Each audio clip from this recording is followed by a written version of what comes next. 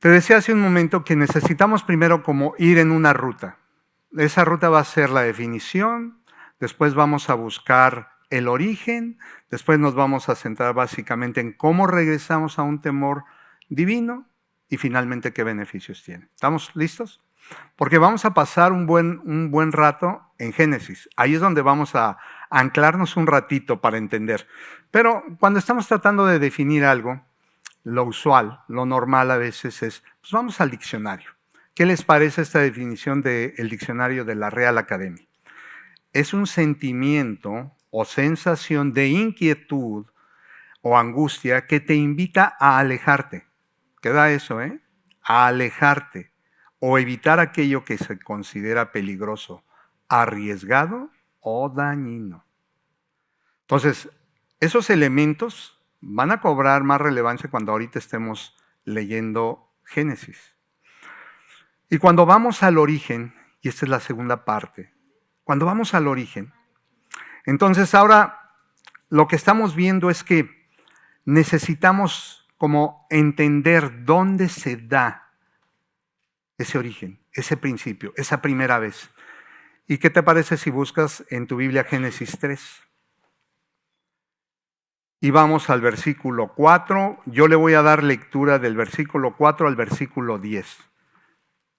Los que traigan Biblia física, wow, yo soy de esos. Quienes traigan celular, yo también soy de esos. Y si necesitas una, abajo de tu asiento tienes una Biblia, puedes tomarla. Dice el versículo 4.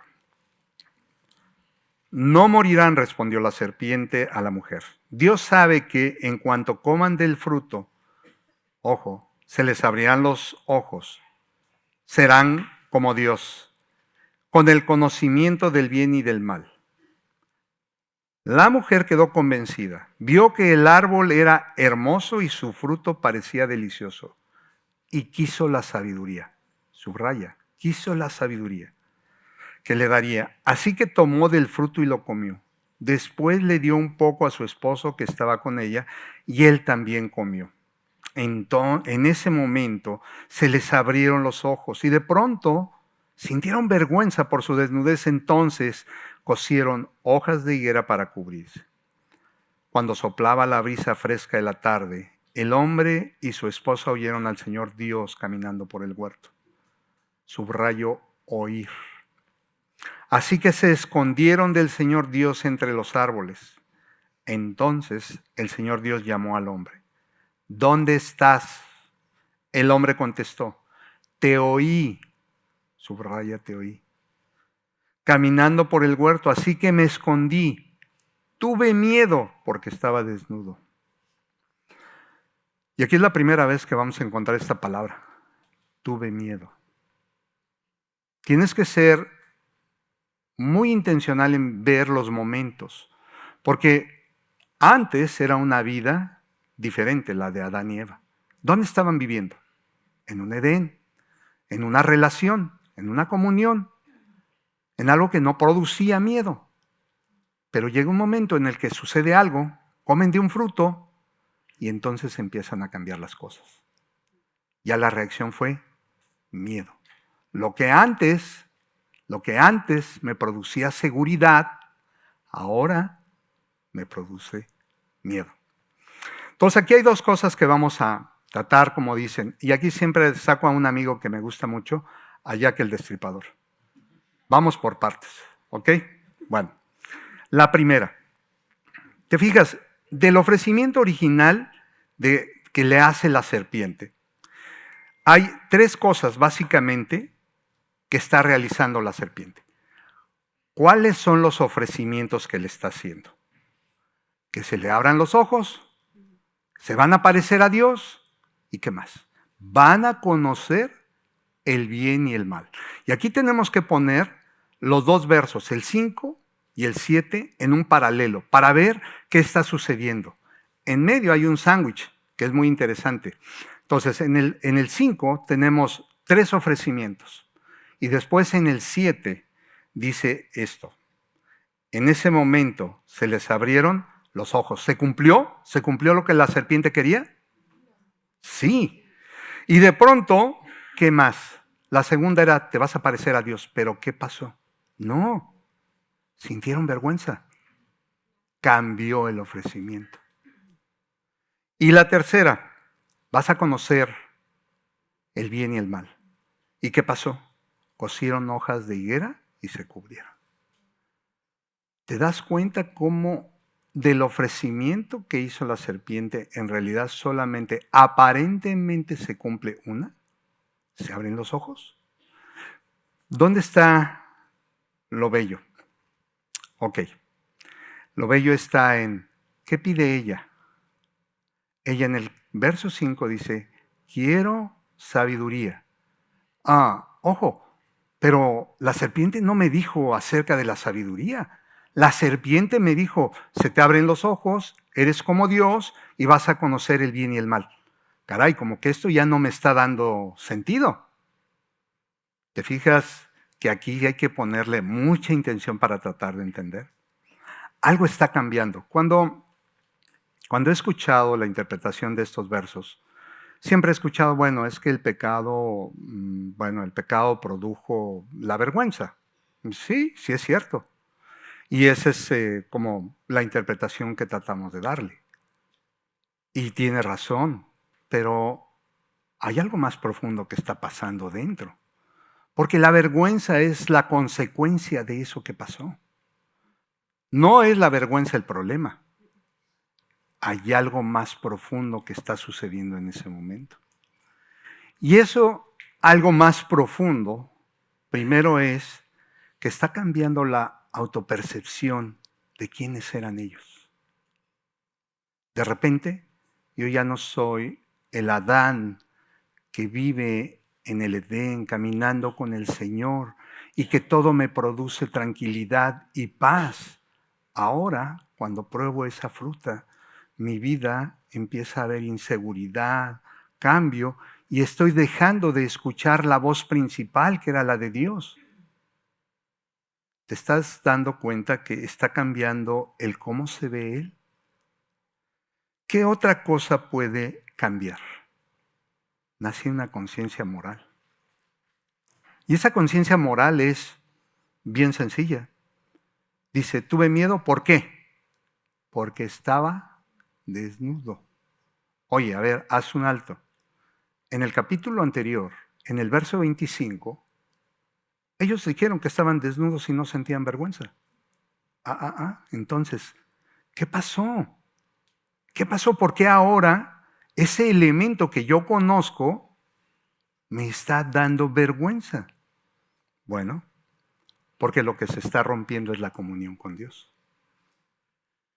Esa relación cercana con Él, esos momentos en que pasaba Adán y Eva escuchándonos en el huerto, escuchando dirección, siendo seguros de todo lo que había, ¡wow! De repente se rompe. ¿Te das cuenta que el diseño original del Señor es cercanía, es seguridad? Algo rompió ese diseño. Pero hay una segunda parte que también es importante que entendamos. ¿Te acuerdas que te dije, Eva no pide ninguna de las tres cosas? Porque lo que a ella le ofreció la serpiente fue, se te van a abrir los ojos, vas a ser como Dios o vas a conocer el bien y el mal. Pero nuestra prima Eva, o nuestra hermana Eva, o como le queramos llamar, dice, yo quiero sabiduría. No, Eva, eso no, porque eso no está en las peticiones originales. No se puede. Ok. ¿Por qué ella pide sabiduría? No olvides lo que te estoy diciendo. Ella estaba viviendo una relación de cercanía con Dios. Ella estaba observando cómo había plantado un Edén completo, cómo había colocado árboles, cómo habían hecho que crecieran árboles y frutos, cómo habían nacido los animales, cómo le dijo a su esposo, ponles nombre. ¿Acaso eso no es sabiduría? ¿Acaso no vio Eva y dijo, yo quiero eso? En el fondo, sí se quiere parecer a Dios. Sí se quiere parecer a Dios. Pero lo que ella quiere es el resultado de lo que está viendo siempre. Entonces, esta parte es importante porque es como, vamos a unir varias partes en este en esta parte de Génesis. Después vamos al verso 8. Y del 8 al 10 vamos a ver una segunda parte que va a embonar muy bien con esto. Ok, dice así el verso 8. ¿Ya estamos ahí? Cuando soplaba la brisa fresca en la tarde, el hombre y su esposa oyeron, yo te dije, subraya esa parte, oyeron al Señor Dios caminando por el huerto. Así que se escondieron. Se escondieron del Señor Dios entre los árboles. Entonces el Señor Dios llamó al hombre. ¿Dónde estás? El hombre contestó, te oí caminando por el huerto, así que me escondí. Tuve miedo porque estaba desnudo. Ok. Haz un poco de ejercicio mental en el sentido de, lo oye caminar. Te dije, subráyalo, porque ¿qué es lo que utilizó Adán? Su imaginación. No lo vio, lo imaginó, lo oyó. Pero la pregunta es, ¿por qué? ¿Adán acaso no había escuchado en otras ocasiones caminar a Dios en el huerto? ¿No estaban conscientes de que su relación era tan directa, tan personal, que sus vidas transcurrían todo el día escuchando los pasos de Dios, la voz de Dios, sus instrucciones? Entonces, aquí sí cobra sentido por qué nuestras definiciones a veces se pegan a una realidad en la que vivimos. Nuestra imaginación muchas veces lo que hace es generar escenarios que nunca van a existir, pero por los cuales yo voy a vivir. Y voy a vivir interesado en resolver esos escenarios que no existen. El temor humano. Así que dice ahí, temor. Por eso, la frase así que se escondieron del Señor entre los árboles, ahí no termina. La parte más interesante está en la propia pregunta que le hace. Porque la pregunta que le hace, ¿cuál es? ¿Dónde estás? Fíjense, no le preguntó, ¿por qué comiste de esa fruta? ¿Por qué estás haciendo eso? Te dije que no lo hicieras. No, la pregunta es posicional. ¿Dónde estás? Y ahí es donde yo me pasé un buen rato hablando con el Señor. A ver, Señor, ¿qué está pasando aquí? ¿Por qué tu pregunta lo que quieres que yo me dé cuenta de algo que realmente está pasando en mi vida?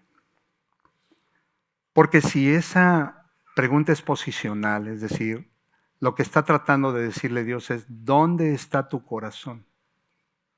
No estaba cambiando Dios, estaba cambiando el corazón de Adán y de Eva. Se estaba convirtiendo en un corazón que tenía temor. Y le daba temor la presencia del Señor. Eso es lo más curioso. Mientras antes experimentaban una seguridad en esa presencia, ahora experimentan un temor ante esa presencia. Ellos ya tenían comunión, ya tenían cercanía, ya tenían relación. Ahora escuchar a Dios les produce miedo. Entonces el problema, como te dije, no era la voz. El problema era el corazón de ellos. Dios no cambió en lo absoluto. Dios sigue siendo Dios. Y acabamos de cantarlo. Estamos alabando hace un momento diciendo eso. Tú no cambias.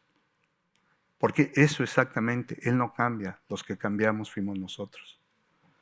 Nosotros, hoy en día, nos produce temor hasta acercarnos temerosamente o reverentemente al Señor, porque entendemos el temor de una manera negativa. ¿Quién entiende aquí el temor como algo positivo? ¿Quién dice, yo quiero tener mucho temor? Quiero ser bien temeroso. ¿No? Porque nuestras mentes están siempre obligadas a caminar de esa manera, a menos que yo pueda entender la otra parte del temor. Un temor divino, un temor santo, un temor que significa comunión, un temor que significa relación, un temor que significa acercamiento y dirección. ¿Cuántos quieren eso? ¿Quieren eso? Ok, vamos a continuar. Es lógico y es evidente que Adán y Eva, en esa autoconciencia que tenían, ya estaban expuestos, ya estaban vulnerables, ya se veían descubiertos. Ya sabían que habían pecado. Ese conocimiento ya del pecado era lo que les dio temor. Por eso se escondieron. Y bien sencillo, trataron de repararlo con acciones personales, ¿como cuáles? Pues cosieron hojas de higuera y se cubrieron. Fue ya un intento personal de poder cubrir ese pecado, pero fueron las consecuencias. Porque el temor humano nace cuando el hombre descubre esa fragilidad, su culpa, su incapacidad de sostenerse frente a Dios, un Dios santo que no cambia. Antes del pecado, y vuelvo a repetirlo porque es importante, la presencia de Dios era su refugio. Era ese lugar donde tú te deleitabas, donde ellos se levantaban cada mañana y wow, el Edén, bonito, Padre, está todo listo, tengo a Dios, su comunión. La cercanía de Dios era su seguridad. Pero después del pecado, la presencia de Dios se convirtió en confrontación. La voz de Dios se volvió un juicio. Soy un pecador. Antes producía confianza, ahora produce inseguridades. Porque ante el temor siempre hay inseguridad. No sabes qué hacer. Te paralizas. La cercanía de Dios era exposición, era mostrar totalmente lo que somos y ellos lo entendieron. Perdimos el temor santo y lo reemplazamos ¿por qué? Por un temor culpable. ¿Te fijas cómo un diseño precioso, hermoso del Señor se convierte en una vida llena de temores, de elementos que nos separan de Él? Porque hoy vivimos a base del temor, escondiéndonos de muchas cosas. Nos escondemos detrás de nuestro dinero. Si no hay dinero, yo tengo temor. ¿Qué va a pasar? ¿Qué va a suceder? O en el trabajo. ¿O qué te parece sobre nuestros hijos también? Tenemos temores acerca de nuestros hijos. ¿Van a crecer? ¿Qué les voy a dar? ¿Van a ir a la escuela? ¿Van a ser profesionistas? ¿Tendrán las oportunidades? Vivimos en el temor imaginando escenarios. Hasta en nuestra propia concepción de Dios. ¿Seré un buen cristiano? Si me aprendo 20 versos ahora en Hombres Sabios, ¿voy a ser el mejor, Señor? Si voy a todas las reuniones de Reengage, Señor, ¿voy a ser bueno? Vivimos en temores todos los días. El problema sigue siendo el mismo. Cuando el hombre pierde ese temor divino, inevitablemente nos convertimos en esclavos de un temor humano. Pero, ok, ya hablamos de Génesis, ya hablamos de un origen. Porque ahora la pregunta va a ser, ¿cómo regreso? ¿Cómo regreso a ese momento de intimidad con el Señor? ¿Cómo el hombre vuelve de esconderse a caminar en la cercanía de Dios? ¿Cómo voy a lograr eso? Porque quiero regresar un poco a la definición que tomamos al principio. Hay un sentimiento o una sensación de inquietud. ¿La tienes? ¿Hay inquietudes en tu temor?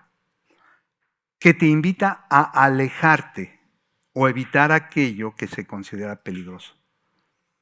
¿Tú crees que es peligroso acercarse a Dios? Si Él está diciéndote, quiero esa cercanía y quiero transformar tu vida, quiero cambiarla, quiero quitarte todo aquello que no me alaba, que no me es bueno.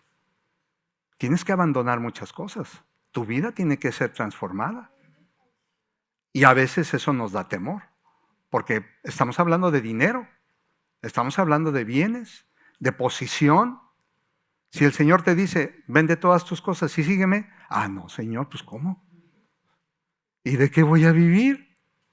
Mis temores. Entonces el temor no comienza con Dios acercándose. El temor comienza cuando el hombre se aleja de Dios. Entonces, ahora vamos a hablar de ese regreso. ¿Cómo hace Dios para que el hombre deje de esconderse y vuelve a caminar con Él? Y aquí inmediatamente mi mente se centró en unos versos después, en Génesis 3, verso 15. Esa es la primera vez que se habla acerca de algo que los estudiosos, los teólogos dicen es el protoevangelio. Significa simplemente, es la primera vez que se habla de ese plan perfecto que Dios tiene para restituir esa relación rota, perdida. La primera vez que se habla de Jesucristo. Ahí están los primeros elementos. Entonces, ese elemento o esa primera pregunta de cómo regresar tiene que ser, digámoslo así, abordada desde algo mucho más práctico. Porque a veces tanta teología, tanto conocimiento, todo eso es bueno. Yo siempre, y lo he dicho, en el grupo de oración en el que me reúno lunes, miércoles y viernes en la mañana, siempre discutimos eso. No sé por qué es una plática constante. En el sentido de, no, es que el conocimiento, estamos adquiriendo conocimiento, pero no, debemos ir a la práctica. No, yo siempre he dicho, el conocimiento es bueno. Porque si el conocimiento no lo llevas a la práctica, no sabes qué hacer. Van unidos. Entonces es algo que todo hombre y toda mujer, y es algo a lo que yo te invito, siempre leas tu Biblia, siempre ores, siempre la estudies, siempre tengas esa capacidad de decir, es un tesoro, es algo bueno. Y de esa manera tú vas a entender diferente lo que es el temor. Porque ¿dónde Dios pone? ¿Dónde vamos a comenzar? Y ahora ve a tu Biblia y busca Proverbios al capítulo 1. Ahí vamos a ir más rápido. ¿Ok? Perdóname por pasar tanto tiempo en Génesis, pero si no entendemos el origen, probablemente Génesis no nos va a hacer, Proverbios no nos va a hacer sentido. Entonces, fíjate bien cómo comienza. ¿Ya estás ahí en Proverbios? Capítulo 1, verso 7. Ok. Dice, el principio de la sabiduría es el temor al Señor. Ahí. Yo me preguntaba, Señor, ¿por qué empezaste con esa palabra? Principio. Y entonces empecé a rascarle y a buscar qué significaba. Es una palabra extraña porque Rashid es esa palabra hebrea que se utiliza en el Génesis 1:1, cuando dice, en el principio creó Dios los cielos y la tierra. Pero ahí está siendo utilizada para señalar específicamente la creación de una obra, el inicio, lo primero. Pero acá en Proverbios se está utilizando con una connotación diferente. Acá lo que significa es cabeza, algo principal. Entonces, ¿cómo podría yo traducir ese verso? El temor de Jehová es la cabeza de la sabiduría. Es el lugar en donde yo debo estar. Es regresar a ese lugar que yo ya perdí allá en Génesis. ¿Te fijas? Lo bello de los proverbios es que son prácticos. Sí es cierto. Nosotros leemos los proverbios y siempre decimos, son dichos, son frases cortas, son comparaciones, son quiasmos. Y muchas cosas se dicen acerca de los proverbios. En realidad, simplemente es el consejo de Dios para que tú lo pongas en primer lugar. Si un hombre y una mujer logran poner en primer lugar todo esto que contienen los proverbios, tu temor al Señor va a ser algo que vas a apreciar, algo que vas a ver como un tesoro que no vas a querer abandonar, como algo que vas a decir, yo quiero más. Y como te lo dije, el pecado comenzó cuando Dios dejó de ser la voz principal. La sabiduría comienza cuando Dios vuelve a ser la voz principal. Y eso es lo bello que tienen los proverbios. Nos van a empezar a hablar con una voz, y en el del capítulo 1 al capítulo 9 parece que es una dama que está escenificada hablando de sabiduría. Y hay una constante invitación. Los varones que estamos en Hombres Sabios, les pregunto siempre, ¿cómo vas en los devocionales? ¿Cómo vas en los devocionales? Y sabes que a mí me encanta porque cuando lo estás leyendo dice, oye, oye, oye. ¿Cuántos han leído esa frase? ¿Hay alguno que haya notado que en el devocional constantemente Dios se está llamando a oír, a escuchar? a escuchar su voz. ¿Cómo regreso a ese temor? Porque los proverbios, como te dije, son prácticos, ni siquiera complicados. Yo les decía, y creo que fue en el grupo de varones en el que estamos, ¿qué pasaría, por ejemplo, si llegan una mañana a tu casa, tocan y te dicen, señor, mire, se ganó usted un premio, le traigo a usted un Rolex, es de oro, de esos modelos que vienen tachonados en brillantes, y viene acompañado para su esposa otro, y un premio de $50,000. Queremos entregárselo. ¡Wow!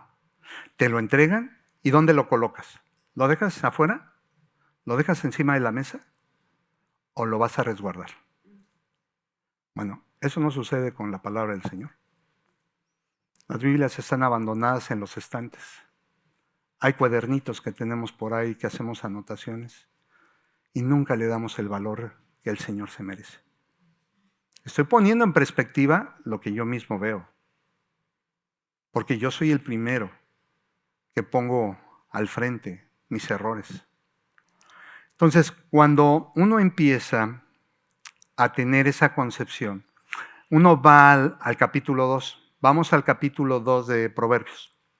Vamos a ver cómo en una forma práctica, ahora sí puedes llevar en cosas que puedes hacer del día a día, esa vida a una vida de sabiduría, pero de temor al Señor, de entenderlo correctamente. Porque eso es lo que dicen estos versos. Fíjate lo que dice. Hijo mío, presta atención a lo que te digo y atesora mis mandamientos. Así como te dije del reloj, yo creo que la palabra necesita más atesoramiento. Afina tus oídos a la sabiduría y concéntrate. Concéntrate. ¿A cuántos les sucede que leen un párrafo de la Biblia y les preguntan qué dice? No sabemos qué dice. No nos concentramos para leer. Leemos por leer. Clama por inteligencia y pide entendimiento. Se vale que cuando estoy leyendo, Señor, no lo entiendo. Y si te traduzco este verso, simplemente dice, ora.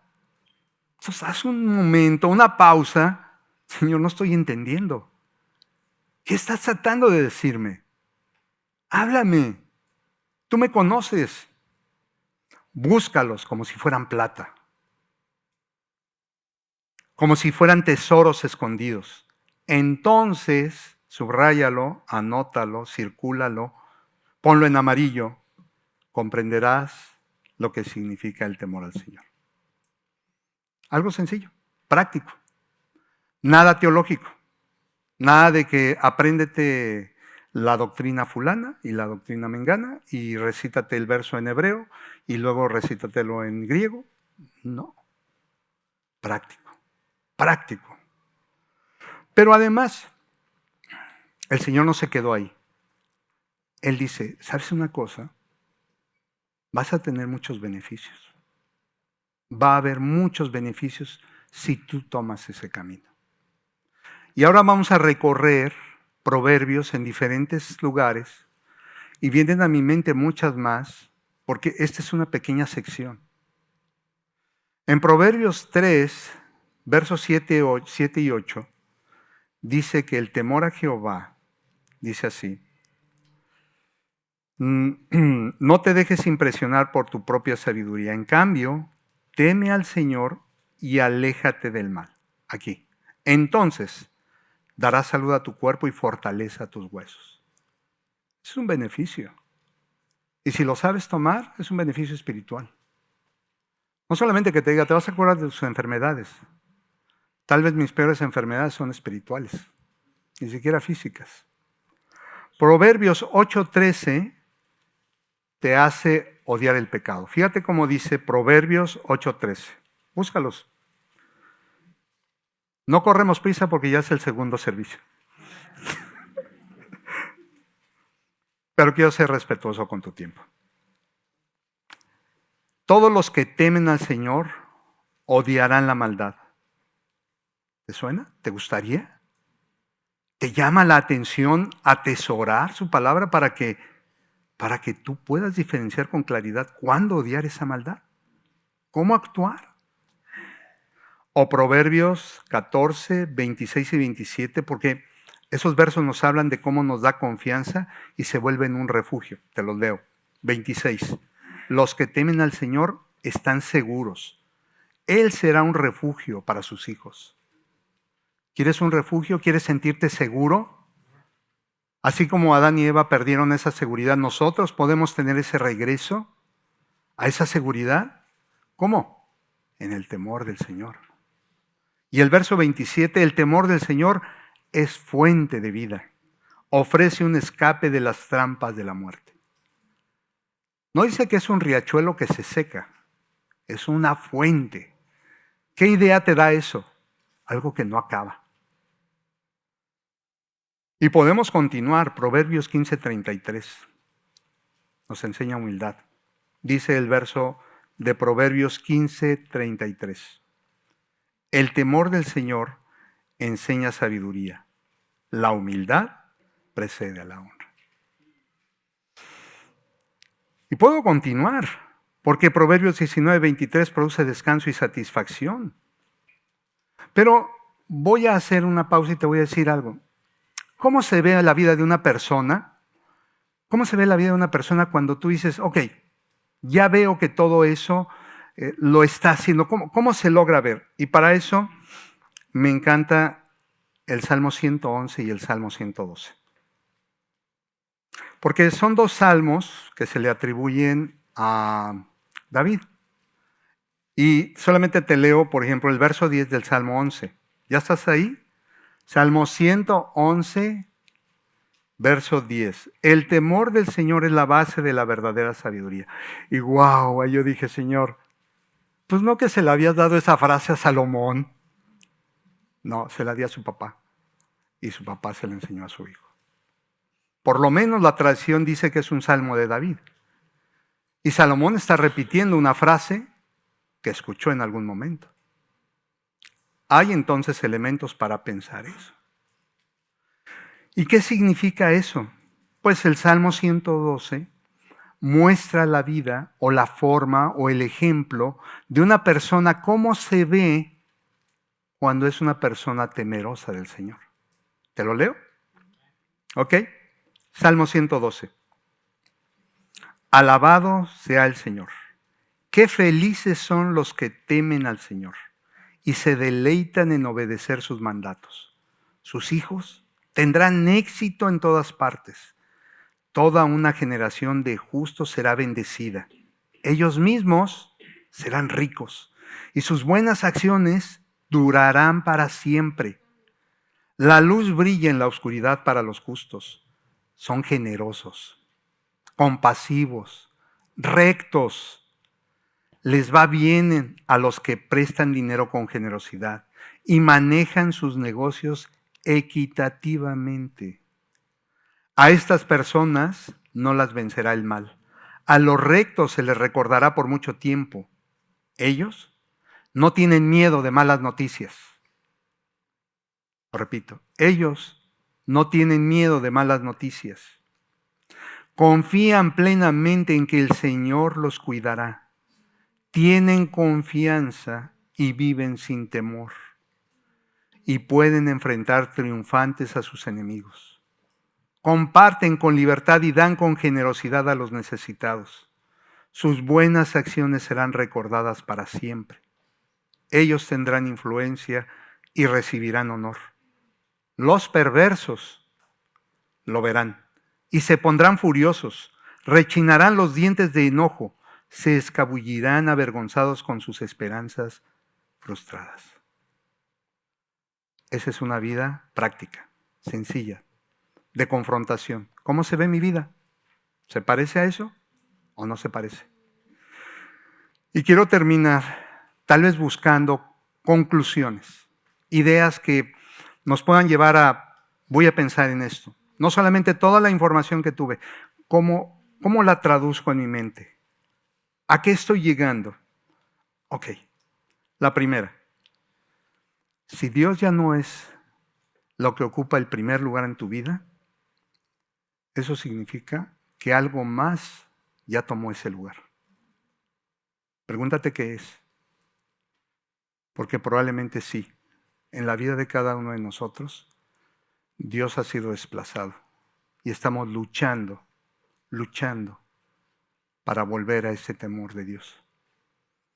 ¿Qué idea? Segunda conclusión. Lo que más temes es lo que realmente gobierna tu corazón. Piensa en esa frase. Lo que más temes es lo que realmente gobierna tu corazón.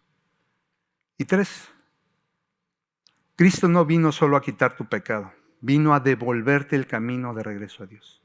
Y aquí quiero ser bien claro. No quiero que seas alguien que lee la Biblia todas las mañanas y me pueda venir a decir, leí la Biblia 10 veces, aprendí 200 versículos, conozco todas las doctrinas. El único que va a producir eso en tu vida es Cristo. Así es que necesitas acercarte a Él. No tus esfuerzos, no hojas de higuera. No te las pongas para cubrirte. Deja que Dios, en ese sacrificio hermoso que hizo, nos dé la vida que necesitamos. Amén. Oremos. Señor, gracias Señor por tu palabra. Gracias porque, Padre, en ella encontramos una riqueza enorme, Señor. En ella encontramos, Padre, el propósito de nuestras vidas. Encontramos, Señor, no solamente cómo vivir y transitar en una vida, no de conceptos que a veces no entendemos, no de ideas, Señor, que tratamos de traducir y decir somos sabios para entenderlas. Has dejado, Señor, tu palabra tan clara, tan sencilla, que hoy, Señor, lo único que necesitamos es tomar acciones, pasos pequeños, Padre, que nos ayuden a ser hombres y mujeres que seamos temerosos de ti, que el temor nos acerque a ti y no que nos aleje, Padre. Te pido eso, Padre, te pido eso, que tu temor lo podamos entender como ese regalo precioso para poder estar cerca de ti, Padre. Amén.